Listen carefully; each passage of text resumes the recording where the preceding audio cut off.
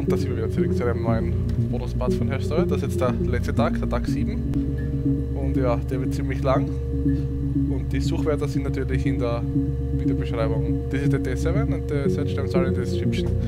Dann legen wir los.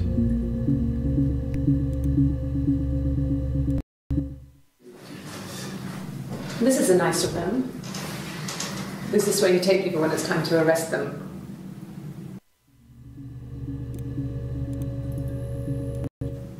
Yes, I understand my rights. No, I don't need a lawyer.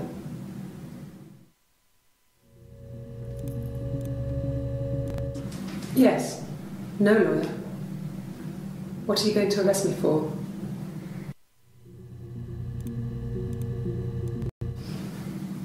I didn't murder Simon.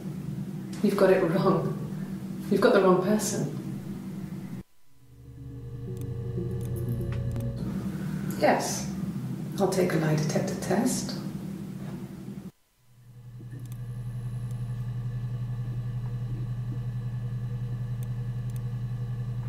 I've never taken a lie detector test before. Does it really work?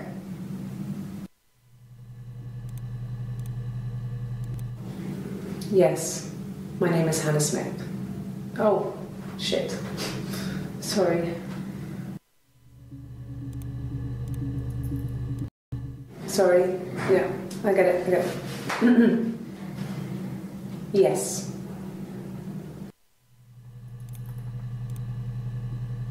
Yes.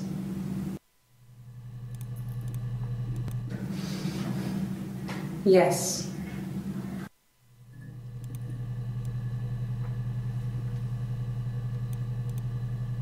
No. Yes. Yes. No. No.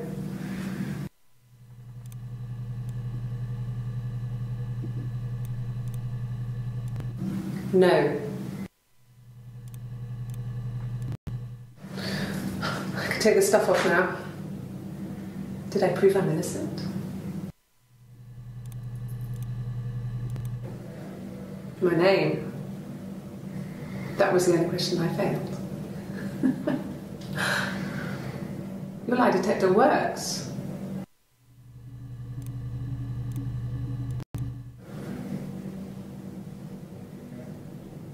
My mother called me Eve.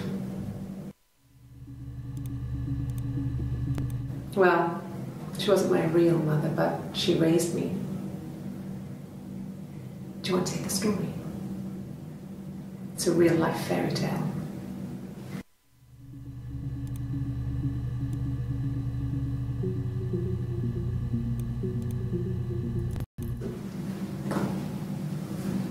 Across the road, where my parents first lived there, was a midwife called Florence.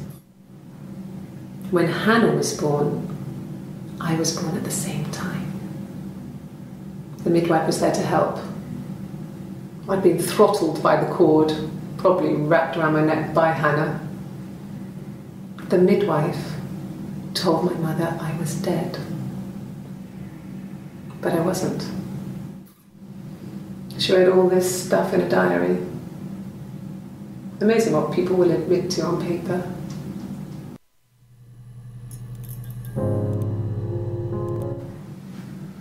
Florence took me home with her. Mother hadn't been expecting twins and had a healthy baby. I guess she was just happy for Florence to clean up. Take away the evidence that this was anything but a happy occasion.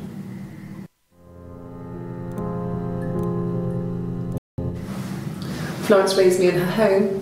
I never left it. She kept me out of sight. It wasn't odd for people to see a midwife with a baby, carrying in supplies, washing nappies, that sort of thing. I never knew any different. I grew up looking out of my window and seeing her across the road. I thought it was like a reflection in the mirror. She was me.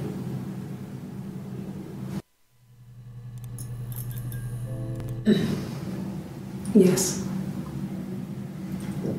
The first time we saw each other, it was strange. We both realised at the same moment, I think. We must have seen each other before, but there was this instant when we first realised it wasn't a reflection. The reflection was staring back. I think I was 5. It was my birthday. My reflection was wearing a party hat and waving. I knew what party hats were from books. And it suddenly occurred to me, today must be my birthday. I waved back and we just spent ages waving at each other and copying each other's movements.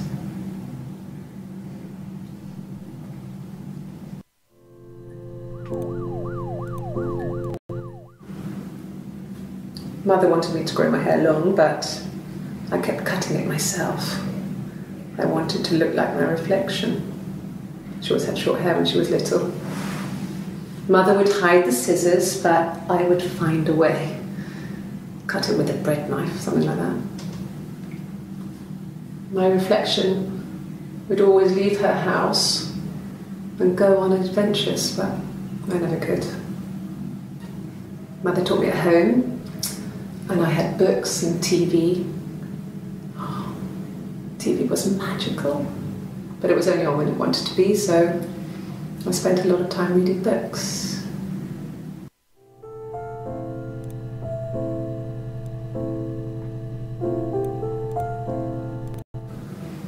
Fairy tales.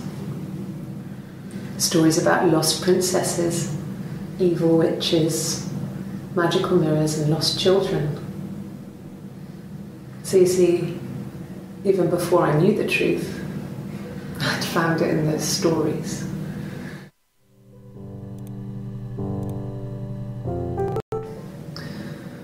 Florence was a warm, kind person, but she was broken, I guess. When I found her diary, I also found a biscuit tin with other stuff in it, older papers, letters, that kind of thing. Her story wasn't there. I never really spoke to her about it. I was far too young to really understand, I guess. I just put it together later, once I was older. She had loved children, planned to have a large family, but her husband died in the war. And that was back when you married for life. She never felt like she could marry again. Isn't that strange? She was a widow from her 20s. But, I mean, I guess it was different then. You know, you married for life and she felt she could never marry again. I guess it was harder, a war widow. One of the dead. I don't know, maybe there was more to it than that. I don't really know.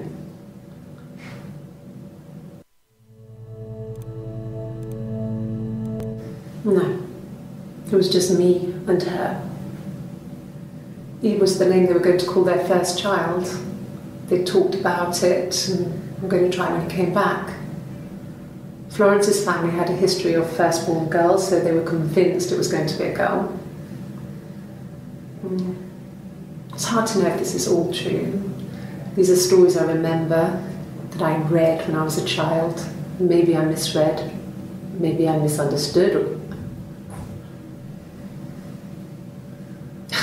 Sometimes it's hard to remember what happened last week.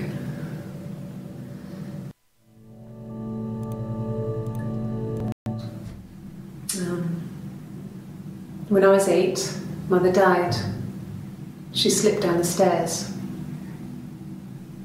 It was an accident. I had read a diary at that point and I knew she wasn't my real mother. So I burned the diary that day and I left. Walked out and across the street.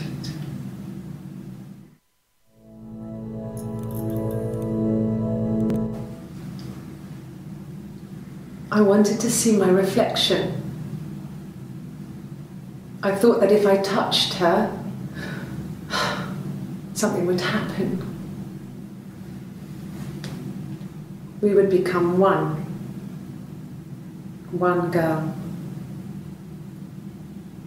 The fairy tale was over, the witch was dead, and I'd be restored to my rightful place.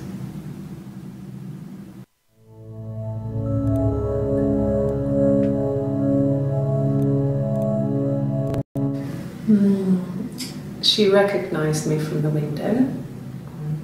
She told me to come inside, and she hid me.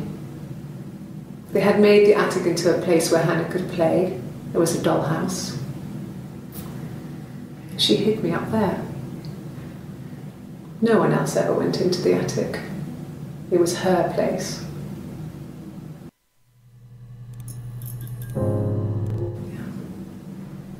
I'm not sure where the dollhouse came from. I don't know if it was given to them or they inherited it. I mean, they wouldn't have had the money to buy it. It was so huge. It must have been taken up to the attic in parts and then reassembled up there. It's a beautiful thing. Wallpaper to scale, little furniture, the lights work, mirrors, beds, big duvets and pillows. We spent hours and hours playing in it, invented all these characters and families who lived there. We wrote paperwork for them all, passports, diaries, and gave them all really elaborate stories. Once, a moth got trapped in there. We'd left a light on. It was making the most horrendous noise. We tried to kill it, but it was tough. We ended up crushing it under a copy of the Arabian Nights.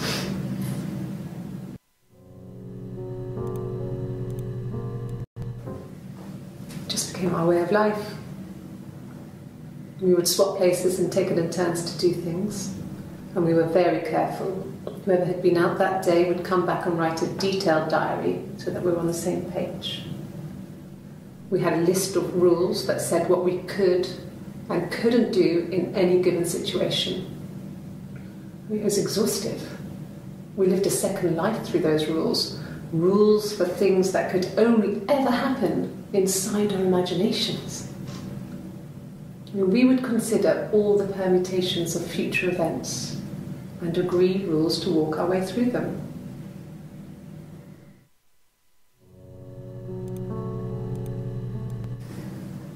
If one of us got hurt, the other one would have to be hurt too. A grazed knee, a bruise. When I lost my tooth first, we had to pull out Hannah's to match. Once, I slept with a boy who was seeing another girl. The girlfriend came up to Hannah the next day and punched her in the face, gave her a huge black eye. That night, she had to do the same to me. But she almost went too far. I couldn't see out of that eye for days. She snuck frozen peas up for me from the kitchen. So much of our bodies was synchronised anyway. We started our period on the same day, all our childhood diseases, stomach bugs, nits.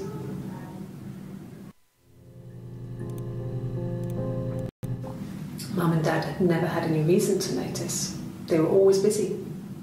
If Hannah was eating a lot, they didn't mind. She didn't put on any weight. That girl has a healthy appetite. If they heard us talking in the attic, they just thought it was Hannah playing one of her games, and that Eve was our imaginary friend. Once, she was already up and dressed and ready to go to school, and I snuck down for a piss. Mum saw me in my underwear, she went mad.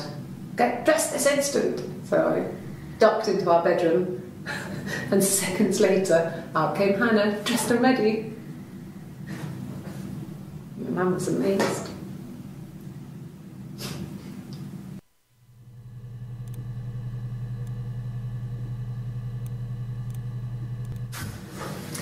When we weren't together, we'd send secret messages by tapping out a code that we'd learned from a book, the knock code.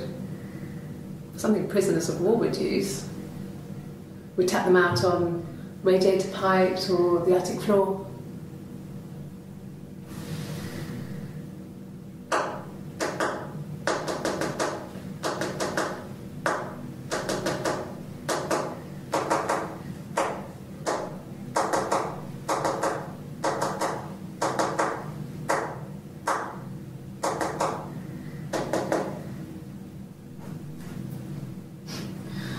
Dad thought we had mice, but they couldn't find any.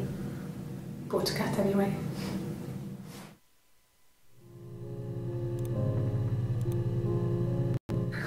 We loved our cat, Domino.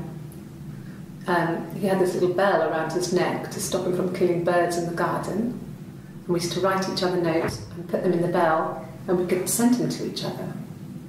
Mum found some of the notes once, and she thought I was just writing to myself because our handwriting was identical. And we had our own words for things, so she didn't quite understand them anyway.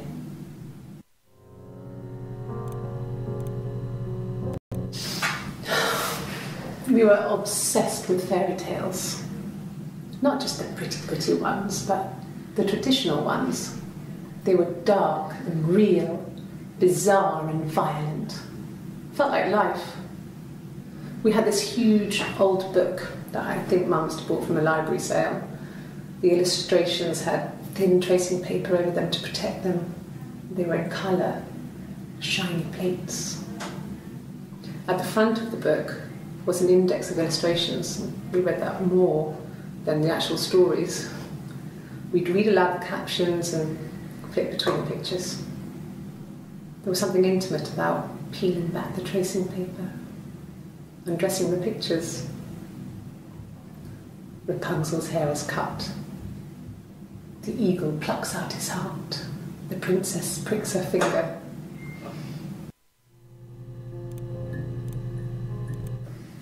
There were always princes and princesses. They were the special people, more important than the other characters in their stories. We knew we were like that. Twins. Magical. We were the princesses. We had a poster of Princess Diana from the newspaper up in our attic. Had pride of place. And underneath we used to put all our special things. When her engagement was announced, we were obsessed with everything she did. And later, when her life went so bad, we felt for her. Her divorce last year just kind of drew a line under things.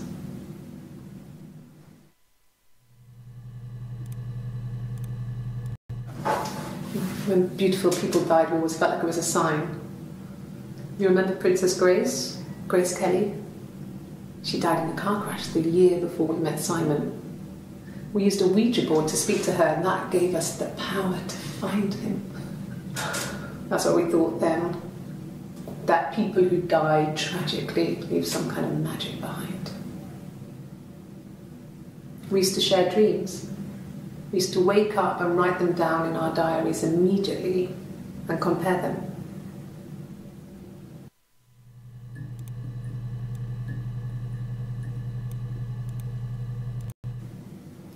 Mum and Dad never knew what was going on. We got so good at it. We were so in sync that we'd use each other to cheat. If one of us had a hangover, the other one would go to school. Whoever was best at a subject would sit the exam. There were lots of differences between us. Some things one is better than the other at.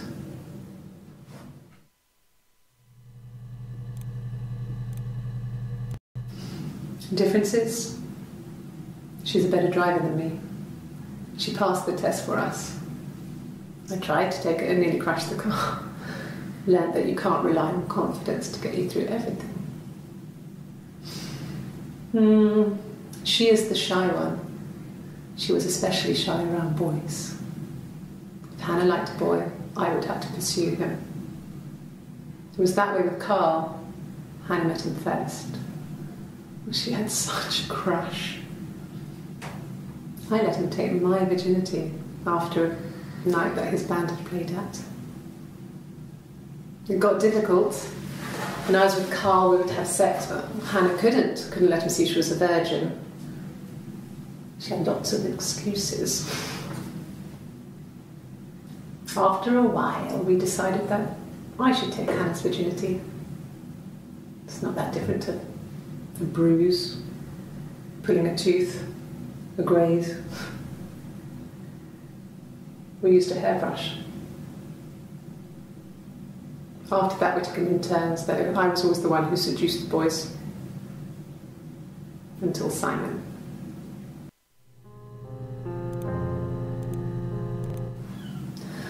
Hannah was so smitten with Simon. She started getting jealous, didn't want to share. Even the first date, we went to see Tom Cruise at the Old Odeon. We both went, kept changing places in the toilet. We only had one best dress, so we had to keep swapping clothes. Must have thought we had terrible bladder problems. The next date, it was my turn. At the end, I let him kiss me, but that was it. We didn't want another Carl on our hands, and the Ouija board had said to hold back. After that, it was Hannah's turn, and she slept with him. Broke the rules. Deliberately broke the rules. She wanted to be the first to sleep with him. I mean, that's when she got pregnant. From that one time.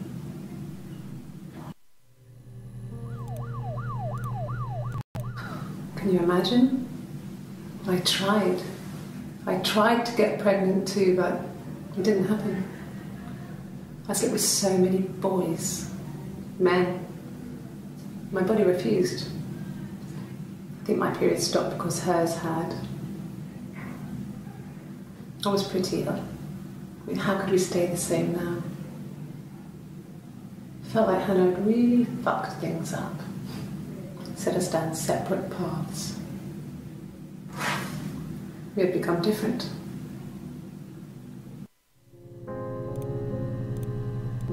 No. The parents decided there would be a wedding.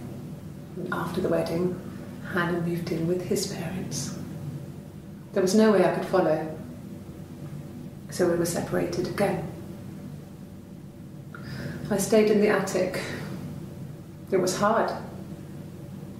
It's like I suddenly didn't exist. I would sneak out, but in case anyone recognised me, I started wearing a wig. Hannah and I would meet up in the park. I was trying to get pregnant. But I couldn't. I mean, I couldn't do it with anyone we knew, so it was sex with strangers. Drunk guys I'd met in clubs, in parks and alleyways. I was 17. It felt like I was being punished. But it was Hannah who had betrayed us. I had to stop when one of the guys gave me an STD.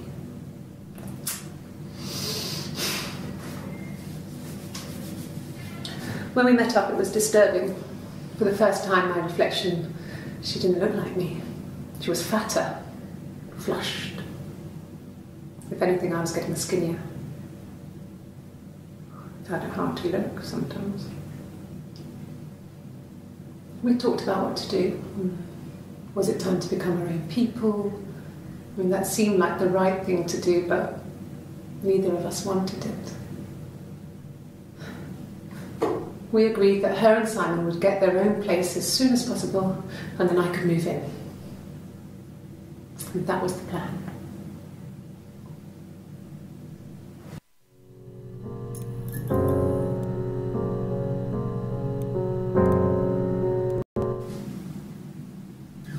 Hannah had a miscarriage. This was late in the pregnancy and it left her infertile. Felt like the universe had corrected its course. We were aligned again. But Hannah and Simon were still living with his parents. They were married. Simon had a job at the Glaziers now. Derek had given him a full-time position after he left school. And then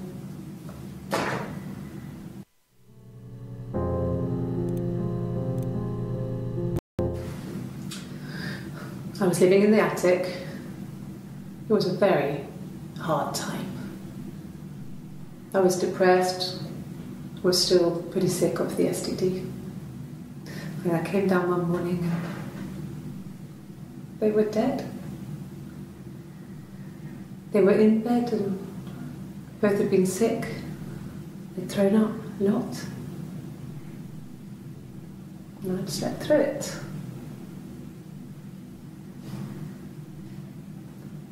The police said it was the mushrooms they ate. Dad was a mushroom expert. I mean, he used to take us picking with him and he taught us how to recognise them.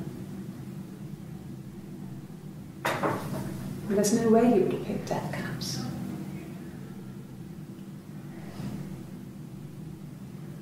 But the police believe that's what happened. They never even looked in the attic.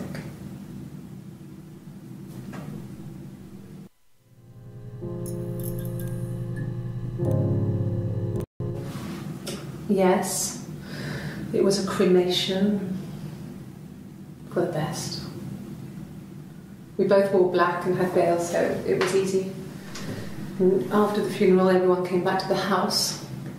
Hannah served up sandwiches, and I stayed out of sight.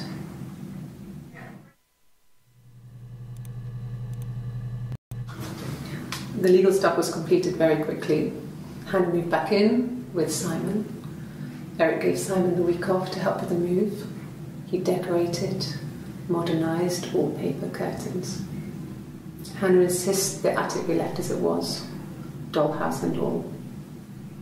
Simon never went up there.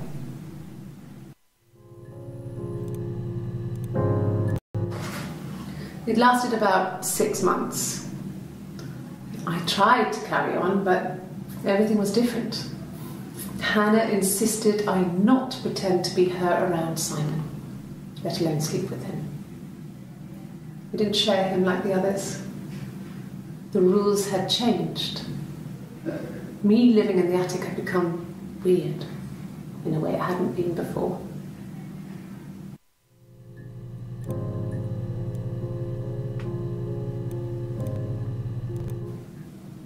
So I moved out. Got a small bed sit. Got my tattoo to mark the occasion.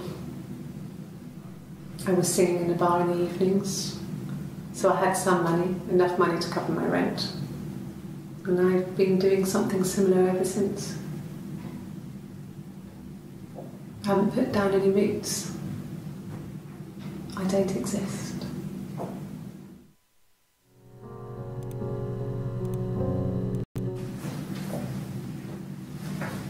He saw me singing one of my shows, pure chance. Not sure I remember what he was even doing there. Afterwards, I had a drink at the bar and he came over and we got talking. I knew who he was. Obviously I knew who he was, but he didn't know who I was. He was fascinated by the likeness. He guessed my name from my tattoo. Told me it was a palindrome, like that would impress me. I enjoyed talking to him. It was amazing to be able to sit and interact and talk to him after all this time. He didn't tell me he was married.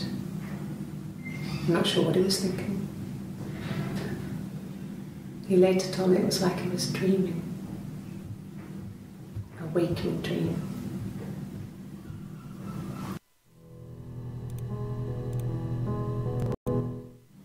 No. No, he wasn't wearing his wedding ring.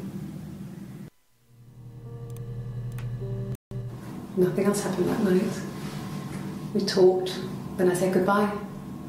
Then next week I was singing in the bar again and there he was.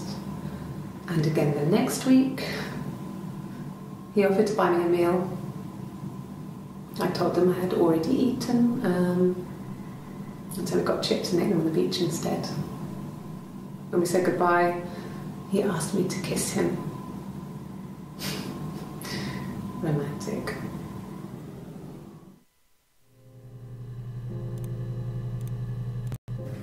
Yes. I thought about telling Hannah. I felt guilty after the kiss.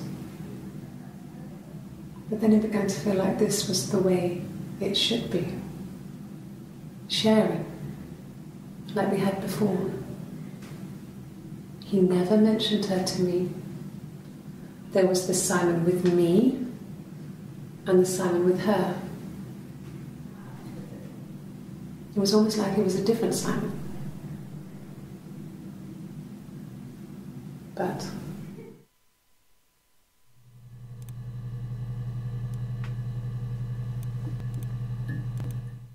after the kiss, the next time, he took me back to the house, to our parents' house, to their house. So, it was definitely him. I sometimes think he wanted to get caught to prove to himself that we were different people. He told me about his marriage, told me how his wife was completely different to me. I almost burst out laughing.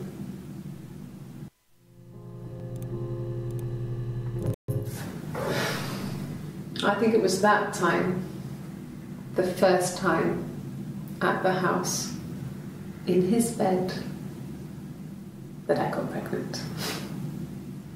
Amazing, right? This fucking magic sperm.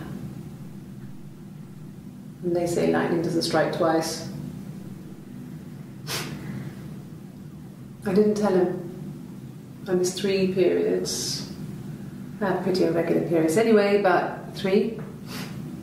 I had always thought we were infertile. Both of us.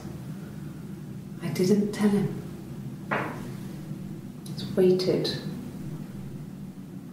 Hannah and I were meeting for our birthday, and I told her because I thought she would be happy for us both. I think she was.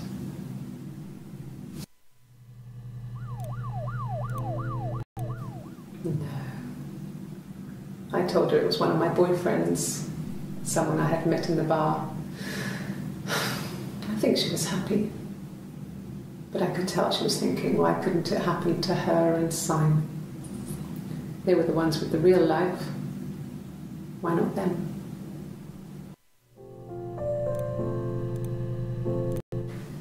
Then she told me she wanted to help more. She said I should move in with her. She would come clean with Simon about me. I was family. I couldn't have a baby in a bedsit. I told her I didn't want to tell Simon. Told her to wait for the time being.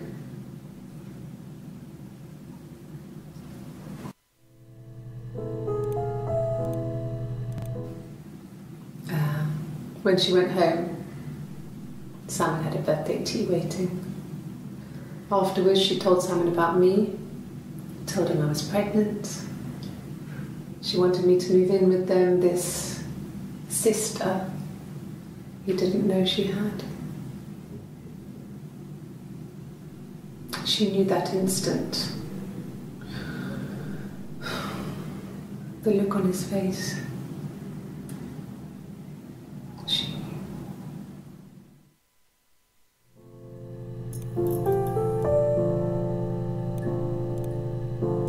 She sent him out the house, kicked him out, called me up, crying, and I went round. I guess I had a feeling I could hear something was wrong in her voice, but I wasn't sure what it was. She called me sister on the phone. She never calls me that.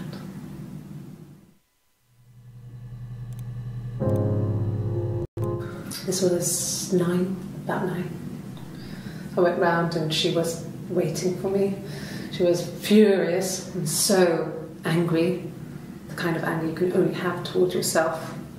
We screamed at each other, argued, cried, we fought.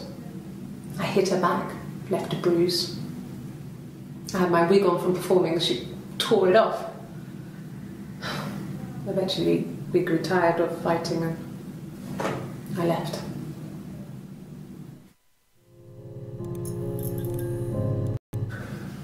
It's like I told you before, I drove. I took the car and drove. I don't have my own car, but I have a spare set of keys. I just drove north. I wanted to think, put some space between me and them. Everything I told you before is true. I stopped at Glasgow. I was tired, exhausted. I pulled out and I hit a car. My car was okay, but I was worried about the baby, so I went to A&E to get the okay. Everything was fine. Slept in the car. When I woke, I tried to call Hannah from a payphone. She wasn't answering. And then I decided to drive back. I had decided that she was more important to me than Simon.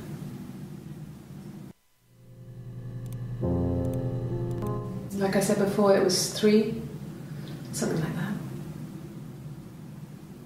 I walked in, saw Simon. He was on the floor of the living room. His throat had been cut. There was a lot of blood.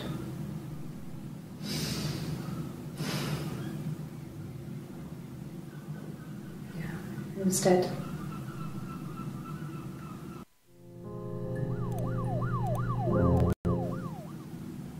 She was sat behind him.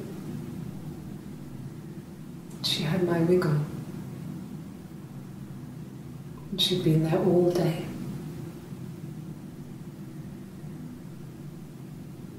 And she had blood on her.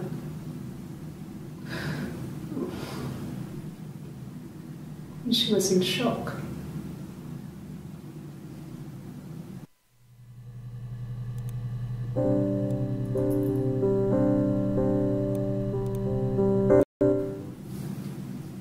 Her story is that she'd waited for him to come back. She put on my wig, some of my clothes, pretended to be me. They talked. She'd enjoyed being me.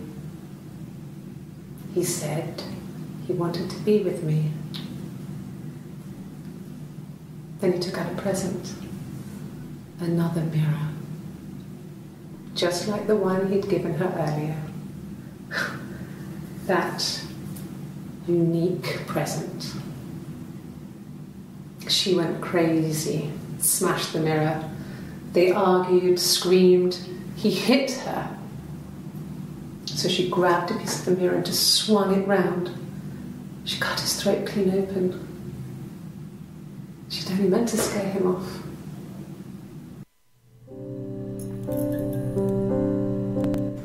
It happened very quickly. We hardly had to talk to each other. We agreed almost silently. The baby was what mattered. We'd help each other. We cleaned up. We bagged up the broken mirror, her clothes. They're gone. We took him down to the cellar. We had an alibi, and we wanted the body to be found later. We wanted to have suspicion on us, so we could then disprove it, rather than have it linger. Better to keep the body in the house than risk being seen with it. The watch, that was my touch, to make sure the alibi stuck.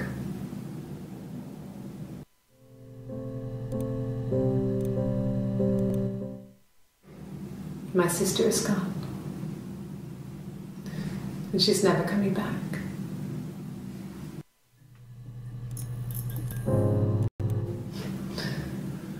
Can you arrest someone who doesn't exist?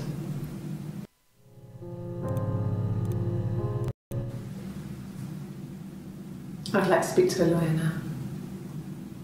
Please. You have no murder weapon. You have nothing. And all these stories we've been telling each other, just that. Stories. Tja, und das war's mit dem allerletzten Part. Ich hoffe, jetzt kann man sich da mehr denken, was da wirklich passiert ist. Und ja, bis zum nächsten Mal. Euer Zlavos. Tschüss, Dankeschön.